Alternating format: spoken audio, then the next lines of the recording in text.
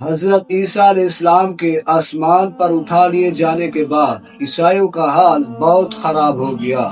لوگ بت پرستی کرنے لگے اور ایک دوسرے کو بھی بت پرستی کرنے پر مجبور کرنے لگے۔ خصوصاً ان کا ایک بادشاہ جس کا نام دقیانوس تھا، وہ لوگوں کو بت پرستی کرنے پر مجبور کرتا۔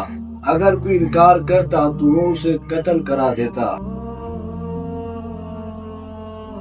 اصحاب کہف شہر افسوس کے شرفاء تھے۔ وہ بادشاہ کے خاص معززین میں شامل تھے، لیکن جب انہوں نے بادشاہ کے اس ظلم اور زیادتی کو دیکھا تو انہوں نے اپنے ایمان کو بچانے کے لیے وہاں سے ہجرت کی۔ وہ خاموشی سے شہر سے نکل گئے اور راستے میں انہیں ایک چرواہا ملا جو اپنا بکریاں چرا رہا تھا۔ اصحاب کہف نے چرواہے سے درخواست کی کہ وہ انہیں دودھ پلائے، انہیں بہت پیاس لگی ہوئی ہے۔ چرواہے نے انہیں دودھ پلایا اور ان سے پوچھا کہ تم لوگ کہاں جا رہے ہو؟ اصحاب کہف نے کہا، ہم بادشاہ کے ظلم و ستم سے تنگ آ چکے ہیں، لہذا ہم یہاں سے ہجرت کر رہے ہیں۔ تو چرواہے نے کہا، مجھے بھی اپنے ساتھ لے لیجیے، میں بھی اس بادشاہ کے ظلم سے بہت تنگ ہوں۔ اس چرواہے کا ایک کتا تھا جو ان کے پیچھے چل پڑا۔ جب ان لوگوں نے اس کتے کو دیکھا تو خیال کیا کہ شاید یہ ہمیں پکڑوائے گا، تو ان لوگوں نے اس کتے کو بھگانے کی بہت کوشش کی، لیکن بار بار بھگانے کے باوجود وہ کتا واپس آ جاتا۔ آخرکار ان لوگوں نے فیصلہ کیا کہ اس کتے کو قتل کیا جائے تاکہ ہمارا سفر محفوظ رہے۔ چرواہے نے کہا، میں اس کتے کا مالک ہوں، لہذا میں یہ برداشت نہیں کرتا کہ میں اسے اپنے ہاتھوں سے قتل کروں۔ اگر تم چاہتے ہو تو اسے قتل کر دو۔ جب ان لوگوں نے کتے کو قتل کرنا چاہا تو انہیں اس کتے پر ترس آ گیا اور ان لوگوں نے اسے اپنے ساتھ لے لیا۔ جاتے جاتے راستے میں ایک غار میں ان لوگوں نے پناہ لی۔ تو جب ادھر بادشاہ کو اس بات کا معلوم ہوا تو اس نے ان کی تلاش شروع کر دی۔ جب بادشاہ کو معلوم ہوا کہ یہ لوگ اس غار میں ہیں تو بادشاہ نے حکم دیا کہ اس غار کو باہر سے بند کر دیا جائے۔ اس نے غار بند کرنے کا کام اپنے ایک وزیر کو سونپا جو بہت ہی عادل اور نیک تھا۔ تو وزیر نے اصحاب کہف کے نام، ان کی تعداد ایک تختی پر لکھ کر تانبے کے صندوق میں بند کر کے دیوار کی بنیاد پر رکھ دی، اور اسی طرح کی ایک تختی بادشاہ کے خزانے میں جمع کر دی۔ اس نے سوچا کہ جب لوگ اس دیوار کو سوچیں تو انہیں معلوم ہو جائے اس غار میں سچے لوگوں نے پناہ لی تھی۔ اسی طرح وقت گزرتا گیا اور بادشاہ دقیانوس فوت ہو گیا۔ ہزاروں سال بعد ایک نیا بادشاہ بیدروس تخت نشین ہوا۔ یہ بہت ہی عادل اور نیک حکمران تھا۔ اس نے 68 سال تک بڑی شان و شوکت سے حکمرانی کی۔ اس کے دور حکومت میں ایک مذہبی فرقہ اٹھا۔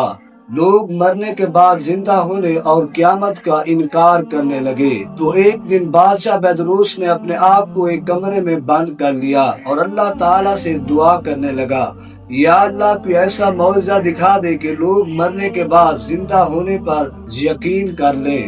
دوسرے دن ایک چرواہا جو اپنا بکریاں چرا رہا تھا وہ اس غار کے قریب آیا اور اس دیوار کو توڑ دیا۔ اس نے جب اصحاب کہف کو سوتے ہوئے دیکھا تو وہ ڈر کر وہاں سے بھاگ گیا۔ ادھر اللہ تعالیٰ کے حکم سے اصحاب کہف کی آنکھ کھلی۔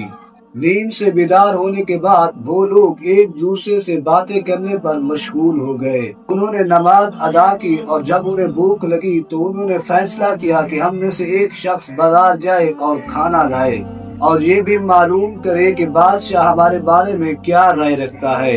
تو انہوں نے اپنے ایک ساتھی یملیکا کو بازار بھیجا تاکہ وہ وہاں جائے اور کھانا لائے۔ جب یملیکا شہر پہنچا تو وہ یہ دیکھ کر حیران رہ گیا، ہر طرف اسلام کا چرچا تھا، لوگ کھلے عام حضرت عیسیٰ علیہ السلام کا کلمہ پڑھ رہے تھے۔ وہ دیکھ کر سوچنے لگا کہ یا اللہ یہ کیا ماجرا ہے، کل تک تو یہ لوگ بت پرستی کرتے تھے، آج انہیں کیا ہوا کہ یکدم حضرت عیسیٰ علیہ السلام کا کلمہ پڑھنے لگے۔ تو اس کے بعد وہ ایک دکان پر کھانا لانے گیا۔ جب اس نے دکاندار کو دقیانوسی روپیہ دیا تو دکاندار حیران ہو گیا۔ اس نے سوچا کہ شاید اس شخص کو کوئی پرانا خزانہ مل گیا ہے، لہذا اس دکاندار نے انہیں پکڑ کر سپاہیوں کے سپرد کیا۔ سپاہیوں نے ان سے پوچھا، اے نوجوان بتاؤ یہ سکہ تمہارے پاس کہاں سے آیا؟ تو یملیخا نے کہا یہ تو ہمارے دور کا سکہ ہے۔ سپاہیوں نے کہا ہم نہیں مانتے، یہ تو بہت پرانا سکہ ہے جو ہزاروں سال پہلے بند ہو چکا ہے، اور اس کا تمہارے پاس ہونا اس بات کی علامت ہے کہ تمہیں کوئی خزانہ مل گیا ہے۔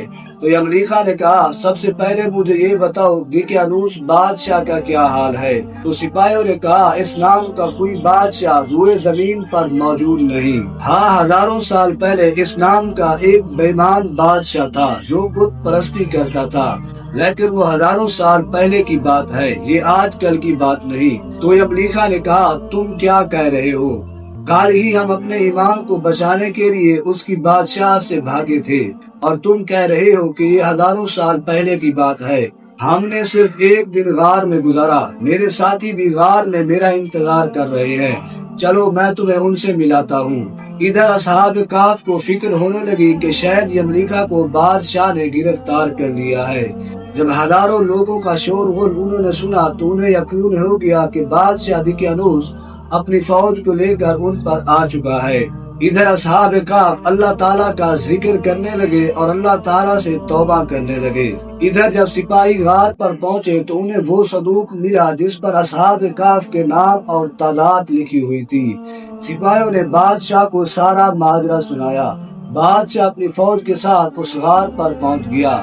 اصحاب کہف نے بادشاہ سے ملاقات کی اور انہیں سارا ماجرا سنایا۔ یہ سن کر بادشاہ نے اللہ تعالیٰ کا شکریہ ادا کیا کہ یا اللہ تیرا لاکھ لاکھ شکر ہے، اب لوگوں کو مرنے کے بعد زندہ ہونے پر یقین ہو گیا ہے۔ اصحاب کہف نے بادشاہ کو بہت دعائیں دی اور بادشاہ سے اجازت لینے کے بعد غار کے اندر چلے گئے۔ غار میں نماز ادا کی اور سو گئے۔ اسی حال میں اللہ تعالیٰ نے ان لوگوں کو وفات دے دی۔ بادشاہ بیدروس نے ان کے جسموں کو ایک لکڑی کے تختے پہ بند کر دیا۔ اسی طرح اصحاب کہف کی لاشوں کی حفاظت کا اللہ تعالیٰ نے سامان کر دیا۔ بادشاہ بیدروس نے غار کے منہ پر ایک مسجد بنوائی اور ایک دن مقرر کیا کہ ہر سال لوگ اس دن کو عید کی طرح منانے کے لیے اس مسجد کی زیارت کے لیے آتے۔ اصحاب کہف کی تعداد میں لوگوں کا اختلاف ہے۔ جب یہ آیت نازل ہوئی قُلْ رَبِّي أَعْلَمُ بِعِدَّتِهِمْ وَمَا يَعْلَمُهُمْ إِلَّا قَلِيلٌ، یعنی اے محبوب آپ فرما دیجئے اللہ اصحاب کہف کی گنتی کو زیادہ جانتا ہے اور تم میں سے بہت کم لوگ جانتے ہیں۔ حضرت عبداللہ بن عباس رضی اللہ عنہ روایت کرتے ہیں کہ میں ان کم لوگوں میں شامل ہوں۔ پھر آپ نے فرمایا اصحاب کہف کی تعداد 7 ہے اور 8واں ان کا کتا ہے۔ قرآن مجید کی سورت کہف کے پہلے اور دوسرے رکوع میں اللہ تعالیٰ نے اصحاب کہف کا تفصیلی بیان فرمایا ہے۔ اصحاب کہف کے ناموں میں بھی بہت اختلاف ہے۔ حضرت علی رضی اللہ عنہ سے روایت ہے کہ ان کے نام یہ ہیں، اور 7واں چرواہا تھا جو ان لوگوں کے ساتھ ہو گیا تھا۔ حضرت علی رضی اللہ عنہ نے ان کا نام نہیں بتایا اور ان کے کتے کا نام قطمیر تھا۔ اب سوال یہ ہے کہ اصحاب کہف کتنے دن تک غار میں سوتے رہے؟ جب قرآن مجید کی یہ آیت نازل ہوئی لابثوا فی کہفہم 300 سنین وازدادوا 9، یعنی وہ لوگ غار میں 300 برس تک رہے اور 9 برس اور زیادہ رہے۔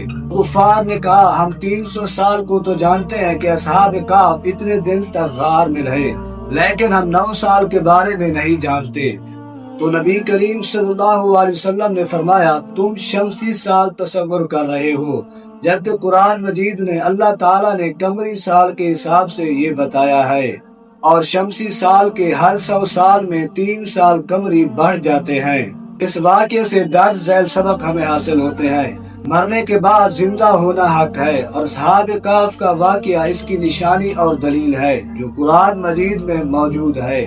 نمبر 2، جو شخص اپنے دین کی حفاظت کے لیے ہجرت کرتا ہے تو اللہ تعالیٰ اس کی حفاظت کا ایسا سامان کرتا ہے کہ کوئی سوچ بھی نہیں سکتا۔